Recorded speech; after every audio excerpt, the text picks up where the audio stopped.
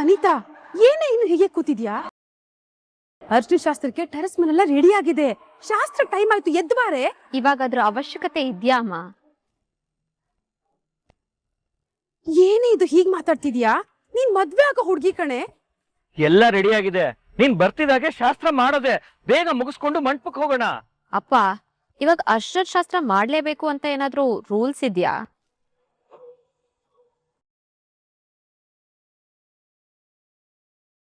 Rules ಅಂತಲ್ಲಮ್ಮ, ಶಾಸ್ತ್ರ ಸಂಪ್ರದಾಯ ಅಂತ ಇರುತ್ತೆ ತಾನೆ. ಹಾಗೆ ಮದುವೆ ಅನ್ನೋದು ಆಚಾರ ವಿಚಾರ ವಿಧಿ ವಿಧಾನಗಳ ಪ್ರಕಾರನೇ ಆಗ್ಬೇಕಲ್ವಾ?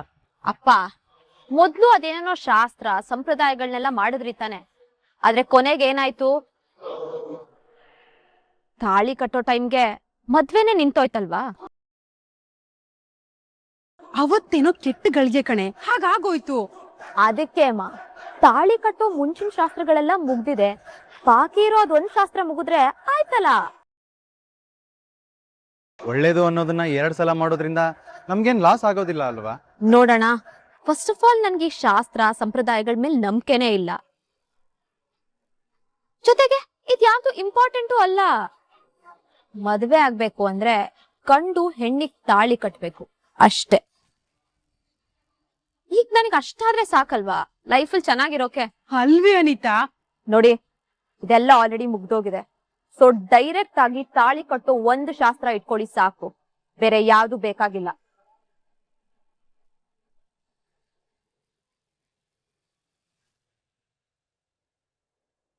ದೇವ್ರೆ, ಈ ಮನೆ ಮತ್ತೆ ಈ ಮನೆಯವ್ರ ಸಂತೋಷಕ್ಕೋಸ್ಕರ ನಾನು ಹೆಜ್ಜೆ ಇಡ್ತಾ ಇದ್ದೀನಿ. ಇದು ಸರಿನೋ ತಪ್ಪೋ ನನಗೆ ಗೊತ್ತಿಲ್ಲ, ಆದ್ರೆ ಈ ಮನೆಯವ್ರು ಎಲ್ಲರೂ ಸಂತೋಷವಾಗಿ ನೆಮ್ಮದಿಯಾಗಿರಬೇಕು. ಆ ರೀತಿ ಮಾಡು. ಅದು ಸಾಧ್ಯನಾ ರಾಘು?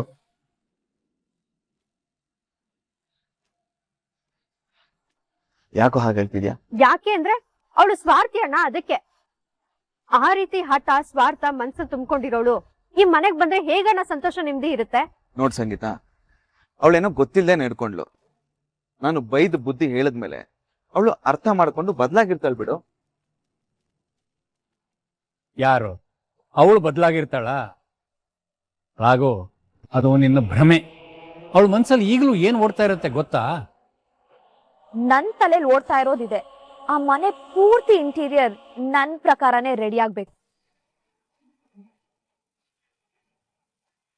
ಅಲ್ವೇ ಅನಿತಾ, ಅವತ್ತು ನೀನು ಇದೇ ಪ್ರಯತ್ನಕ್ಕೆ ಅಂತ ಅವ್ರ ಮನೆಗೆ ಹೋಗಿದ್ದೆ. ರಾಘವೇಂದ್ರ ಅವರು ನಿನಗೆ ಬುದ್ಧಿ ಹೇಳಿ ಕಳ್ಸಿದ್ರು ತಾನೆ? ಬುದ್ಧಿ ಹೇಳಿದ ತಕ್ಷಣ ಅವಳು ತಿಳ್ಕೊಂಡಿದ್ದಾಳೆ, ಸರಿ ಹೋಗಿದ್ದಾಳೆ ಅನ್ಕೊಂಡಿದೀಯಾ? ಇಲ್ಲ, ಬದಲಾಗಿ ಇನ್ನೂ ಹಠ ದ್ವೇಷ ಜಾಸ್ತಿ ಆಗಿದೆ. ಯಾಕಂದ್ರೆ ಅವಳ ಮೈ ತುಂಬ ಬರೀ ಸ್ವಾರ್ಥನೇ ತುಂಬಿಕೊಂಡಿದೆ. ಹೌದು, ನಮ್ ಬದುಕ್ನ ನಾವ್ ಇಷ್ಟಪಟ್ಟಾಗೆ ಬದುಕ್ಬೇಕು ಅಂದ್ರೆ ನಾವ್ ಸ್ವಾರ್ಥಿಗಳಾಗಿ ಬದುಕ್ಲೇಬೇಕು. ಅವಾಗ್ಲೇ ತಾನೆ ನಾವ್ ಅನ್ಕೊಂಡಾಗ ಬದುಕೋಕಾಗೋದು, ನಮ್ ಲೈಫ್ ಸೂಪರ್ ಆಗಿರೋದು. ನೀನ್ ಈ ರೀತಿ ಮಾತಾಡಿದ್ರೆ ವರ್ಕ್ ಕ್ಯಾರೆಕ್ಟರ್ ಅಂತಾರೆ. ಹೇಳೋದೇನೋ ಅವಳ ಕ್ಯಾರೆಕ್ಟರ್ ವರ್ಸ್ಟೇ. ನೀವು ಸುಮ್ಮನೆ ಏನೇನೋ ಮಾತಾಡ್ಬೇಡಿ. ಅವಳು ಬೆಳೆದ್ ಬಂದಿರೋ ವಾತಾವರಣ, ಅವಳಿಗೆ ಅವ್ರ ಮನೆಯವ್ರು ತೋರಿಸಿರೋ ಪ್ರೀತಿಯಿಂದ, ಇಲ್ಲಿ ನೋಡಿರೋ ಇನ್ಸಿಡೆಂಟ್ ಇಂದ ಅವಳ ಮನಸ್ಥಿತಿ ಅವಳಿಂದ ಈ ತರ ಮಾತುಗಳನ್ನ ಆಡ್ಸಿರತ್ತ ಅಷ್ಟೇ. ಹೌದು, ಅವತ್ ಸಿಚುವೇಶನ್ ನನ್ನನ್ನ ಮಾತಾಡಿಸ್ತು. ಆದ್ರೆ ಇನ್ನು ಮುಂದೆ ನಾನು ಏನು ಅನ್ನೋದನ್ನ ಅರ್ಥ ಮಾಡಿಸ್ತೀನಿ. ಯಾಕೆಂದ್ರೆ ರಾಘವೇಂದ್ರ ಅವ್ರ ಕೈಯಲ್ಲೇ ನನ್ನನ್ನ ಬೈಸಿ ಸಾರಿ ಕೇಳಿಸ್ಕೊಂಡು ಅಲ್ವಾ ಆ ಮುದಿಗೂಬೆ, ಅವಳಿಗೆ ನಾನು ಯಾರು ಅನ್ನೋದನ್ನ ತೋರಿಸ್ತೀನಿ. ಅವಳೇನು ಅಂತ ಅವಳು ಆಲ್ರೆಡಿ ತೋರಿಸಿದಾಳೆ ಅಣ್ಣ. ನೀನಷ್ಟೆಲ್ಲ ಬುದ್ಧಿ ಹೇಳಿದ್ಮೇಲೂ ಅವಳು ಅಜ್ಜಿ ದೊಡ್ಡಪ್ಪ ದೊಡ್ಡಮ್ಮನ ಮನೆಯಿಂದ ಆಚೆ ಹಾಕ್ತೀನಿ ಅಂತ ಹೇಳ್ತಾ ಇದ್ಲು.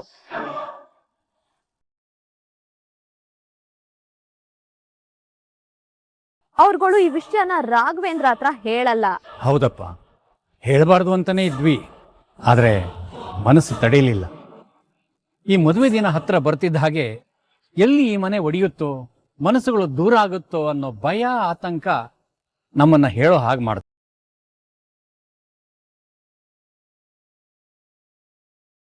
ಆತಂಕ ಪಟ್ರು ಅಷ್ಟೇ, ಆವೇಶ ಪಟ್ರು ಅಷ್ಟೇ, ಈ ಅನಿತಾ ಒಂದ್ ಸಲ ತಗೊಂಡಿರೋ ನಿರ್ಧಾರನ ಬದಲಾಯಿಸಲ್ಲ ಅನ್ನೋದು ನಿಮಗ್ ಹೇಗಿದ್ರು ಗೊತ್ತು.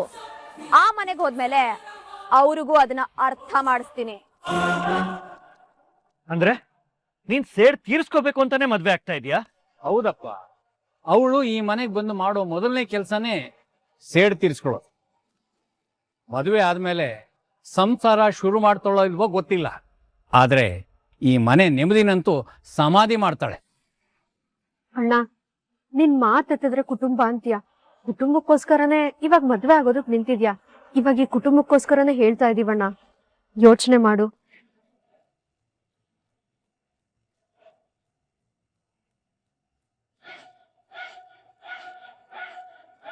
ರಾಘವೇಂದ್ರ ಅವ್ರ ಯೋಚನೆ ಮಾಡಿ ನಿರ್ಧಾರ ತಗೊಳ್ಳೋದ್ರೊಳಗಡೆ ಅವ್ರ ಕೈಲೇ ತಾಳಿ ಕಟ್ಟಿಸ್ಕೊಂಡು ಆ ಮನೆಗೆ ಸೊಸೆಯಾಗಿ ಸೇರಿರ್ತೀನಿ. ಆಮೇಲೆ ಆ ಮನೇಲಿ ಏನೇ ನಿರ್ಧಾರ ತಗೊಳ್ಳೋದಿದ್ರು ಅದು ನಾನೇ. ಯಾಕೆಂದ್ರೆ ಇನ್ ಮುಂದೆ ಆ ಮನೇಲಿ ಅಧಿಕಾರ, ಆಡಳಿತ ಎರಡೂ ನಂದೆ.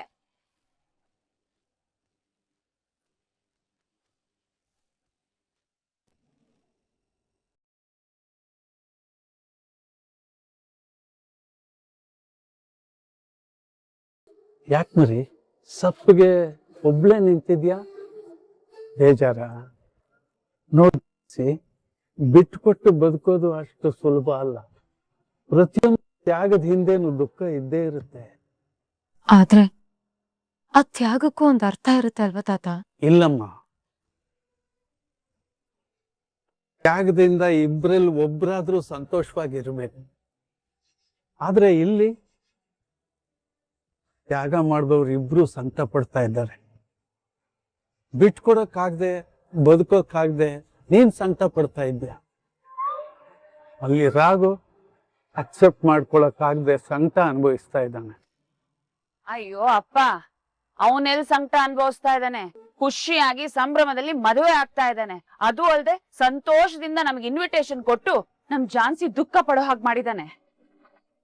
ತುಳಸಿ, ಆಗಿರೋ ಗಾಯದ ಉರಿನೇ ಸಾಕು. ಅದಕ್ಕೆ ಉಪ್ಪು ಸುರಿದು ಮತ್ತಷ್ಟು ಉರಿ ಹೆಚ್ಚು ಮಾಡಬೇಡ. ಆಲ್ರೆಡಿ ನೊಂದಿರೋ ಮನಸ್ಸನ್ನ ಮತ್ತಷ್ಟು ನೋಯಿಸ್ಬೇಡ ತುಳಸಿ. ಅಪ್ಪ, ಪ್ಲೀಸ್ ಟ್ರೈ ಟು ಅಂಡರ್ಸ್ಟ್ಯಾಂಡ್. ಜಾನ್ಸಿನ ನಂಗೆ ಈ ರೀತಿ ನೋಡೋದಿಕ್ ಆಗ್ತಾ ಇಲ್ಲ. ಇವಳು ಯಾಕೆ ಇಷ್ಟೊಂದು ನೋವು ತಿನ್ಬೇಕು ಹೇಳಿ? ಅದಕ್ಕೆ ಅಪ್ಪ ನಾನು ಹೇಳ್ತಾ ಇರೋದು, ಮನ್ಸು ಖಾಲಿ ಇದ್ದಷ್ಟು ನೋವುಗಳು ಜಾಸ್ತಿ, ಗೊಂದಲಗಳು ಜಾಸ್ತಿ, ಬೇಡವಾದ ನೆನಪುಗಳು ಕಾಡ್ತಾ ಇರುತ್ತೆ. ನನ್ನ ತಪ್ಪಾಗಿ ಅರ್ಥ ಮಾಡ್ಕೊಂಡ್ರು ಪರವಾಗಿಲ್ಲ. ಜಾನ್ಸಿ ನನ್ ಮಗ ಪ್ರಣವ್ ಮದ್ವೆ ಆಗದೆ ಬೆಟರ್. ಅತ್ತೆ ಪ್ಲೀಸ್, ನೀನ್ ನನಗ್ ಕೋಪ ಮಾಡ್ಕೊಂಡ್ ಬೈದ್ರು ಪರವಾಗಿಲ್ಲ ಜಾನ್ಸಿ. ನೀನು ಇದರಿಂದ ಹೊರಗಡೆ ಬರ್ಬೇಕು. ನಿನ್ ಜೀವನದಲ್ಲಿ ಒಬ್ರಿಗೆ ಸ್ಥಾನ ಕೊಡ್ಲೇಬೇಕು. ಅದು ನಮ್ ಪ್ರಣವ್ ಆಗಿದ್ರೆ ಎಲ್ಲ ಸರಿ ಹೋಗುತ್ತೆ ಅನ್ನೋ ನಂಬಿಕೆ ನನಗಿದೆ. ಮನೆನೇ ಆಗ್ಲಿ, ಮನಸ್ಸಾಗ್ಲಿ ಖಾಲಿ ಬಿಡಬಾರ್ದು ಜಾನ್ಸಿ. ಅದು ಖಾಲಿ ಇದ್ದಷ್ಟು ಹಾಳಾಗತ್ತೆ. ಅತ್ತೆ, ಮದ್ವೆ ಬಗ್ಗೆ ಮಾತಾಡ್ಬೇಡಿ ಅಂತ ಎಷ್ಟು ಸಲ ಹೇಳಿದೀನಿ. ಈ ವಿಷಯದ ಬಗ್ಗೆ ನನಗಿಲ್ದೇ ಇರೋ ಇಂಟ್ರೆಸ್ಟ್ ನಿಮಗೆ ಯಾಕೆ? ಯಾಕೆ ಅಂದ್ರೆ ನೀನ್ ನಮ್ ಮುಂದೆ ಸಂತೋಷವಾಗಿರ್ಬೇಕು, ನಿನ್ ಜೀವನ ಚೆನ್ನಾಗಿರ್ಬೇಕು. ಅದೇ ನನಗ್ ಮುಖ್ಯ. ಏನ್ ಮಾಡ್ದೆ ನನ್ ಜೀವನದಲ್ಲಿ ಚೆನ್ನಾಗಿರ್ತೀನಿ ಅಂತ ನನಗ್ ಚೆನ್ನಾಗ್ ಗೊತ್ತಿದೆ. ಸೊ ಪ್ಲೀಸ್, ಯಾರು ನನ್ನ ನಿರ್ಧಾರದಲ್ಲಿ ತಲೆ ಹಾಕ್ಬೇಡಿ. ಜಾನ್ಸಿ, ಜಾನ್ಸಿ, ತುಳಸಿ, ಅವಳ ಪಾಡಿಗೆ ಅವಳು ಹೋಗ್ಲಿ, ನೀ ಸುಮ್ಮನೆ ದುಡ್ಡು. ನೋಡಿದ್ರ ರಾಯ್ ಸರ್, ಝಾನ್ಸಿ ಮೇಡಮ್ ಅವ್ರ ಮನಸ್ಸು ತುಂಬಾ ಬರೀ ರಾಘು ಸರ್ ಅದಾರ್ರಿ. ರಾಘು ಸರ್ ಲಗ್ನ ಆಗೋದ ಝಾನ್ಸಿ ಮೇಡಮ್ ಅವ್ರಿಗೆ ಒಂಚೂರು ಇಷ್ಟ ಇಲ್ರಿ. ಹೌದು ಮಲ್ಲಿ, ನಮಗ್ ಕಷ್ಟ ಆದ್ರೂ ಪರವಾಗಿಲ್ಲ, ಇಷ್ಟಪಟ್ರು ಅನ್ನೋ ಕಾರಣಕ್ಕೆ ರಾಘು ಸರ್ನ ಬಿಟ್ಟುಕೊಟ್ಟು ಮೌನವಾಗಿ ನೋವು ತಿಂತಿದ್ದಾರೆ. ಝಾನ್ಸಿ ಮೇಡಮ್ ಜೀವನದಲ್ಲಿ ಒಂಟಿಯಾಗಿದ್ರು ಪರವಾಗಿಲ್ಲ, ರಾಘು ಸರ್ ಅನಿತನ ಮದುವೆ ಆಗ್ಬಾರ್ದು, ಅದಕ್ಕೆ ನಾನು ಅವಕಾಶನೂ ಕೊಡಲ್ಲ. ಏನ್ ಹೇಳ್ತಿದ್ದೀರಾ ನೀವು? ಹೌದು, ರಾಘು ಸರ್ ಅನಿತನ ಮದುವೆ ಆಗಲ್ಲ, ಆಗೋದಕ್ಕೆ ನಾನು ಬಿಡೋದು ಇಲ್ಲ.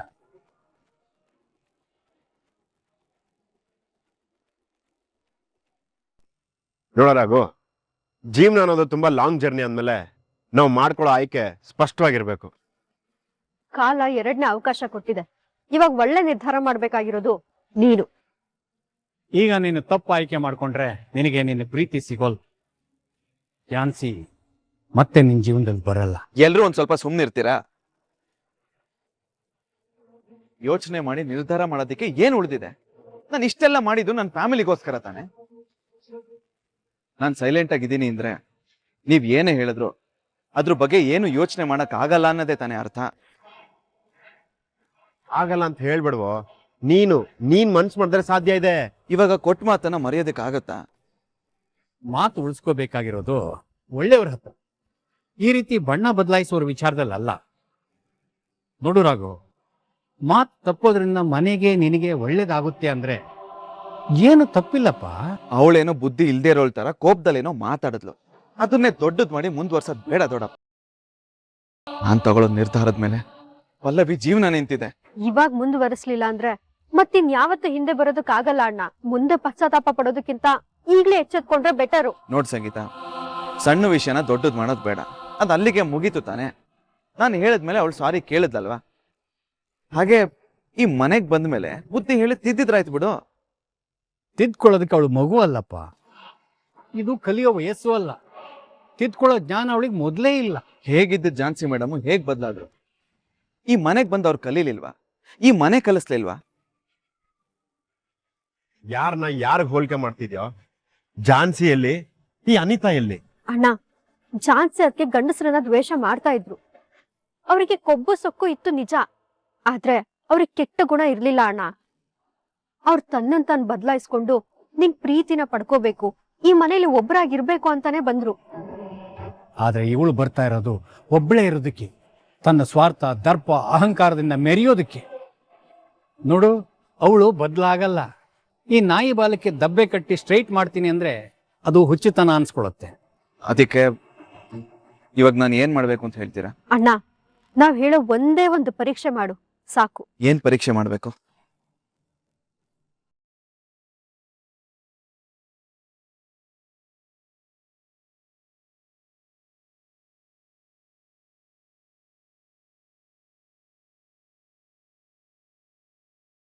ಇಷ್ಟು ಮಾಡು ಸಾಕು, ಆವಾಗ ನಿನಗೆ ಸತ್ಯ ಏನು ಅನ್ನೋದು ಗೊತ್ತಾಗುತ್ತೆ.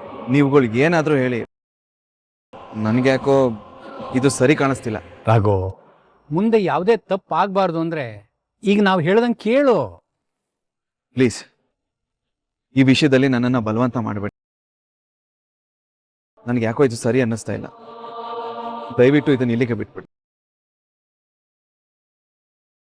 ಇನ್ನು ಮುಂದೆ ಇದ್ರ ಬಗ್ಗೆ ಯಾರು ಮಾತಾಡ.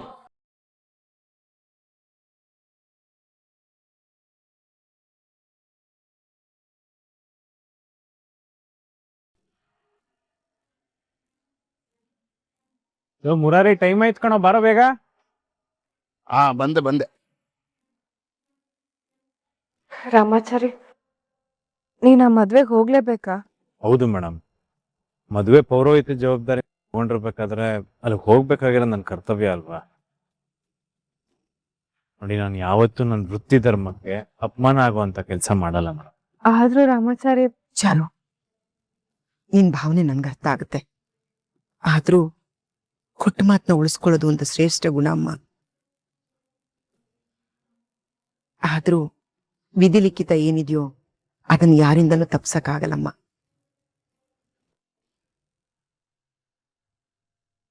ನನ್ ಮನ್ಸೀಗ್ಲೂ ಮದ್ವೆ ಆಗಲ್ಲ ಅಂತ ಹೇಳ್ತಿದ್ದೆ ರಾಮಾಚಾರಿ. ಹಾಗಾಗ್ಬೇಕು ಅನ್ನೋದು ನಮ್ದು ಭಾವನೆ, ಆಶಯ. ಆದ್ರೆ ಇಲ್ಲಿ ರಾಮಾಚಾರಿ ವೈಯಕ್ತಿಕ ಭಾವನೆ ಏನಾರು ಆಗಿರ್ಬೋದು. ವೃತ್ತಿ ಅಂತ ಬಂದಾಗ ಅದಕ್ಕೆ ಚ್ಯುತಿ ಬರ್ದಿರ ನಾನು ನೋಡ್ಕೋಬೇಕು ಮೇಡಮ್. ಅಂದ್ರೆ ಆ ಮದ್ವೆ ನಡಿಬೇಕು ಅಂತ ನೀನ್ ಬಯಸ್ತಿದ್ದೆ ರಾಮಾಚಾರಿ? ಚಾರು ಮೇಡಮ್, ಈ ಮದುವೆ ಅನ್ನೋದು ನೋಡೋರ್ಗೆ ಒಂದಿನದ ಸಂಭ್ರಮ ಅಷ್ಟೇ, ಆದ್ರೆ ಹೆತ್ತವ್ರಿಗೆ ಜೀವನದ ಕನಸು. ಒಂದೇ ಒಂದು ಮದುವೆಯಲ್ಲಿ ಹೆತ್ತವ್ರ ಜೀವನದ ಶ್ರಮ ಇರುತ್ತೆ, ಎಷ್ಟೋ ಕನಸುಗಳಿರ್ತದೆ, ಆಸೆಗಳಿರ್ತದೆ. ಅದಕ್ಕೆ ಇದ್ರವರೆಗೂ ಮಾಡಿಸಿರೋ ಮದುವೆಗಳಲ್ಲಿ ಯಾವ ವಿಜ್ಞಾನ ಬರದೆ ಸುಸೂತ್ರವಾಗಿ ನಡಿಬೇಕು ಅಂತ ನಾನು ಬೇಡ್ಕೊತಾನೆ ಇದ್ದೆ. ಇವತ್ತು ಝಾನ್ಸಿಗೊಬ್ಬ ಅಣ್ಣನಾಗಿ, ರಾಘು ಒಳ್ಳೆ ಫ್ರೆಂಡ್ ಆಗಿ ಈ ಮದುವೆ ನಡಿಬಾರ್ದು ಅಂತ ನಾನು ಕೇಳ್ಕೊತೀನಿ. ಆದ್ರೆ ಅದೇ ಒಬ್ಬ ಪುರೋಹಿತನಾಗಿ ಈ ಮದುವೆ ಸಾಂಗವಾಗಿ ನಡೆಸ್ಬೇಕಾಗಿರೋ ಜವಾಬ್ದಾರಿ ಸ್ಥಾನದಲ್ಲಿ ಇದೀನಿ ಮೇಡಮ್. ಆ ಸ್ಥಾನಕ್ಕೆ ನಾನು ದ್ರೋಹ ಬಯಸಕ್ಕೆ ಇಷ್ಟಪಡಲ್ಲ. ಆದ್ರೂ ರಾಮಾಚಾರಿ, ಪಾಪ ರಾಘು ಝಾನ್ಸಿ ಬಗ್ಗೆನೂ ಯೋಚನೆ ಮಾಡ್ಬೇಕಲ್ವಾ? ಮೇಡಮ್, ಹೇಳ್ತಾ ಇದ್ದೀನಲ್ಲ, ವೈಯಕ್ತಿಕವಾಗಿ ನಿಮ್ಮ ಎಲ್ಲ ಮಾತುಗಳನ್ನು ನಾನು ಒಪ್ಕೋತಾ ಇದ್ದೀನಿ. ಮುಂದೇನಾಗುತ್ತೋ ಅದು ದೇವರಿಗೆ ಬಿಟ್ಟಿದ್ದು. ಈ ಮದುವೆ ನಡೆಯುತ್ತೋ ಬಿಡುತ್ತೋ, ನಡೆಸೋ ಸ್ಥಾನದಲ್ಲಾರು ನಾ ಇರ್ಲೇಬೇಕು. ಕೆಲವೊಂದ್ಸಲ ಆ ದೇವರು ಕೂಡ ಪರೀಕ್ಷೆ ಮಾಡ್ತಾನೆ. ನೋಡೋಣ ಅವನ ರಿಸಲ್ಟ್ ಏನಾಗಿರುತ್ತೆ ಅಂತ. ಸರಿನಾ? ಹೋಗ್ಬರ್ತೀನಿ. ರೀ ಹೋಗಿ ಬರ್ತೀವಿ. ಹುಷಾಕದ ಬರನ್ ಹುಷಾಕ್ ಅತ್ತೆಮ್ಮ, ನಾನು ಈ ಮದ್ವೆ ನಡೀಬಾರ್ದು ಅಂತ ಬೇಡ್ಕೊಳ್ತೇನೆ.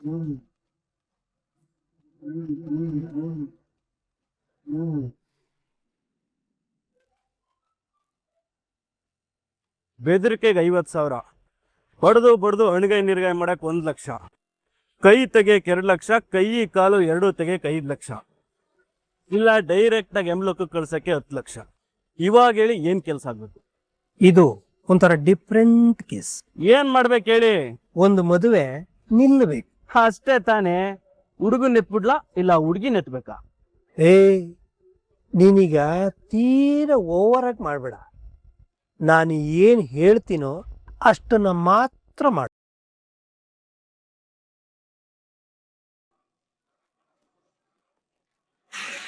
ನಾನು ಹೇಳ್ದಾಗೇ ನಡಿಬೇಕು. ಯಾವುದೇ ಕಾರಣಕ್ಕೂ ಮದುವೆ ನಡಿಬಾರ್ದು. ಇವಾಗ ನಿಮಗೆ ಅಡ್ವಾನ್ಸ್ ಜೊತೆಗೆ ಡೀಟೇಲ್ಸ್ ಕಳಿಸ್ತೀನಿ. ಓಕೆ ಸರ್, ನಿಮ್ ಕೆಲಸ ಮುಗೀತು ಅನ್ಕೊಳ್ಳಿ. ಆಟನ ನೀವು ಶುರು ಮಾಡಿದ್ದೀರಾ, ಅದಕ್ಕೆ ಅಂತ್ಯನ ನಾನು ಹಾಡ್ತೀನಿ.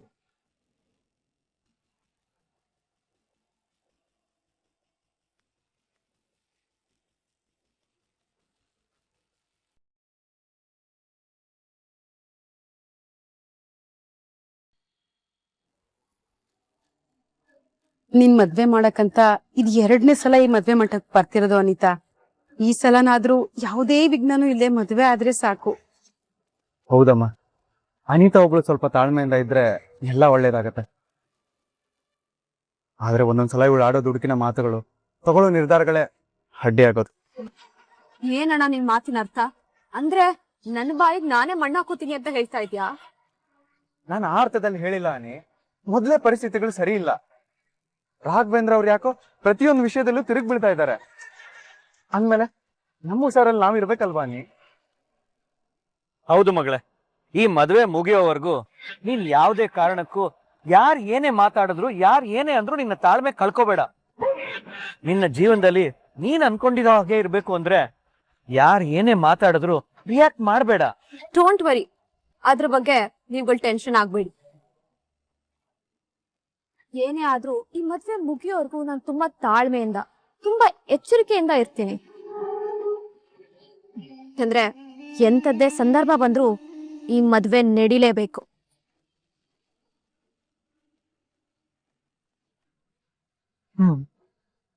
ವಿನಿತಾ, ಇವ್ರನ್ನೆಲ್ಲ ಕರ್ಕೊಂಡೋಗಿ ಮಂಟಪ ಹತ್ರ ಇಡ್ಸು.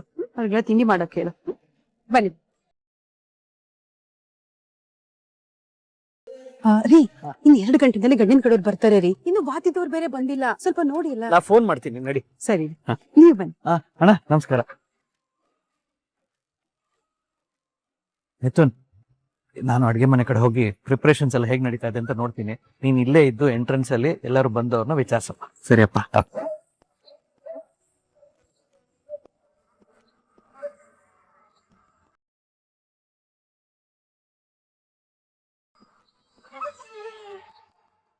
ಏ ಪಲ್ಲು, ಆಯ್ತೇನೆ? ಇನ್ನು ಎಷ್ಟೊತ್ ಮಾಡ್ತೀಯಾ? ಎಷ್ಟೊಂದ್ ಕೆಲ್ಸ ಇದೆ. ಹಾ ಅಮ್ಮ, ಬಂದೆ. ಲಲಿತಾ, ನನ್ಗೇನೋ ಈ ಮದ್ವೆ ಇಷ್ಟ ಇಲ್ಲ. ನೀನ್ ಯಾಕೆ ಹಿಕ್ಕುಟ್ಬಿಟ್ಟೆ? ನನ್ಗೇನ್ ಮನಸ್ಫೂರ್ತಿಯಾಗಿ ಒಪ್ಪಿಗೆ ಇದೆಯಾ? ಇಲ್ಲ. ಹೇಗಾದ್ರೂ ಮಾಡಿ ಈ ಮದ್ವೆ ನಿತ್ರೆ ಸಾಕಪ್ಪ ದೇವ್ರೆ ಅಂತ ದೇವ್ರಲ್ಲಿ ಬೇಡ್ಕೊಳ್ತಾ ಇದ್ದೀನತ್ತೆ. ಇದೆಲ್ಲ ನೋಡಿದ್ಮೇಲೆ ಆ ದೇವ್ರ ಮೇಲಿರೋ ನಂಬಿಕೆನೆ ಹೊಟ್ಟೋಗಿದೆ ಕಣೆ. ಲೇ ಸಂಗೀತ, ಕುತ್ಕೊಂಡ್ ಏನೇ ಮಾಡ್ತಿದ್ಯಾ? ಎದ್ದು ಲಗೇಜ್ ಎಲ್ಲ ಗಾಡಿಯಲ್ಲಿಡು. ಮದ್ವೆ ಅನ್ನೋ ಸಂಭ್ರಮ ಸಡಗರ ಇರೋದು ನಿಮ್ಗೆ. ಬೇಕಾದ್ರೆ ಇಟ್ಕೊಳ್ಳಿ, ನನಗೆ ಯಾಕೆ ಹೇಳ್ತಾ ಇದ್ದೀರಾ? ಇತ್ತೀಚೆಗೆ ನೀನ್ ತುಂಬಾ ಮಾತಾಡೋದ್ ಕಲ್ತಿದೀಯಾ. ಈ ಮದ್ವೆ ಒಂದ್ ಮುಗಿಲಿ, ಆಮೇಲೆ ವಿಚಾರಿಸ್ಕೊಂತೀನಿ. ರಾಘು, ನಾವು ಹೇಳಿದ್ರೆ ಸ್ವಲ್ಪ ಯೋಚನೆ ಮಾಡೋ. ರಾಘು, ಕಾಶಿ ಯಾತ್ರೆಗೆ ಹೋಗೋವರೆಗೂ ನಿನಗೆ ಅವಕಾಶ ಇದೆ. ಇನ್ ಕಾಶಿ ಯಾತ್ರೆಗೆ ಹೋದವನು ವಾಪಸ್ ಬರೋದೇ ಬೇಡ. ಹೌದಾ ಮಗ? ಅಕಸ್ಮಾತ್ ನೀನೇನಾದ್ರೂ 1 ಸಲ ಲಾಕ್ ಆಗಿದೆ ಅನ್ಕೋ, ಪೂರ್ತಿ ತಪ್ಪಿಸ್ಕೊಳ್ಳೋದಕ್ಕೆ ಆಗಲ್ಲ.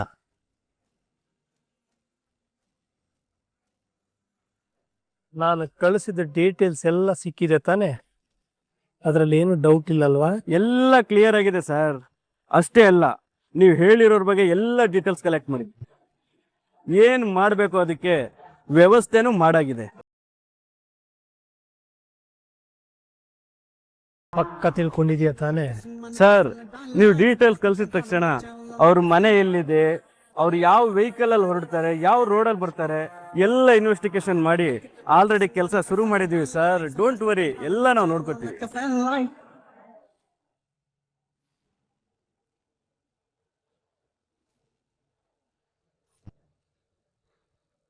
ರಾಘು, ಮುಳುಗ್ತಾ ಇರೋರಿಗೆ ಹುಲ್ಲು ಕಡ್ಡಿನ ಆಸರೆಯಾಗಿ ಕೊಡೋ ತರ ಆ ದೇವ್ರು ಯಾವುದೋ ಒಂದು ರೂಪದಲ್ಲಿ ಬಂದು ಕಾಪಾಡ್ತಾನೆ ಅನ್ನೋ ನಂಬಿಕೆ ಇದೆ ಕಣೋ. ಹೌದು ರಾಘು, ಖಂಡಿತ ನಿನ್ನ ಕಾಪಾಡೋದಕ್ಕೆ ಯಾರೋ ಒಬ್ರು ಆಪತ್ ಬಂದೇ ಬರ್ತಾರೆ ಅಂತ ನಾನು 6 ಸೆನ್ಸ್ ಹೇಳ್ತಿದ್ದೆ ಕಣ.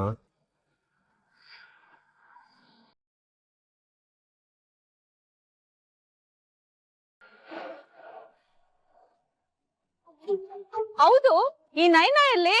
ಅಮ್ಮ, ಯಾಕೆ ಸುಮ್ನೆ ಕೂಗಾಡ್ತಿದ್ಯಾ? ಎಲ್ರ ಮನ್ಸಲ್ಲೂ ಬೇರೆನೆ ಇದೆ. ಸುಮ್ನೆ ಇವ್ರಗಳ ಬಗ್ಗೆ ಚಿಂತೆ ಮಾಡೋದ್ ಬಿಟ್ಟು ಆಗ್ಬೇಕಾಗಿರೋ ಕೆಲ್ಸ ನೋಡು. ಮುಖ್ಯವಾಗಿ ಇರ್ಬೇಕಾಗಿರೋದು ನಯನ ಅಲ್ಲ, ಅಣ್ಣ. ಅವನೇ ಇಲ್ಲ. ಅವನ್ ಫ್ರೆಂಡ್ಸ್ ಎಲ್ಲ ಏನೋ ಬ್ಯಾಚುಲರ್ ಪಾರ್ಟಿ ಕೇಳಿದಾರಂತೆ, ಕೊಡಿಸ್ತೀನಿ ಅಂತ ಹೋಗಿದ್ದಾನೆ. ಅವ್ರೇನೋ ಹೋದ್ರು. ಈ ದೊಡ್ಡಪ್ಪಂಗೂ ಬ್ಯಾಚುಲರ್ ಪಾರ್ಟಿ ಬೇಕಿತ್ತಾ? ಇರು, ಫೋನ್ ಮಾಡಿ ಬರಕ್ ಹೇಳ್ತೀನಿ.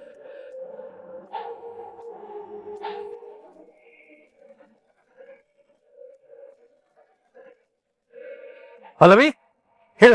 ದೊಡ್ಡಪ್ಪ, ಇನ್ನು ಎಲ್ಲಿದ್ದೀರಾ? ಛತ್ರಕ್ ಹೋಗಕ್ ಲೇಟ್ ಆಗಲ್ವಾ? ನಾನು ಹೇಳೋ ವಿಷಯ ಕೇಳಿ ನೀನು ಗಾಬರಿ ಆಗ್ಬೇಡ, ಕೋಪನೂ ಮಾಡ್ಕೋಬೇಡ. ಅವನ್ ಕಾಲಿಗೆ ಸ್ವಲ್ಪ ಏಟಾಗಿದೆ, ಟ್ರೀಟ್ಮೆಂಟ್ ತಗೊಂಡು ನಾವು ಡೈರೆಕ್ಟ್ ಬರ್ತೀವಿ, ನೀವು ಬಂದ್ಬಿಡಿ. ಆಕ್ಸಿಡೆಂಟಾ?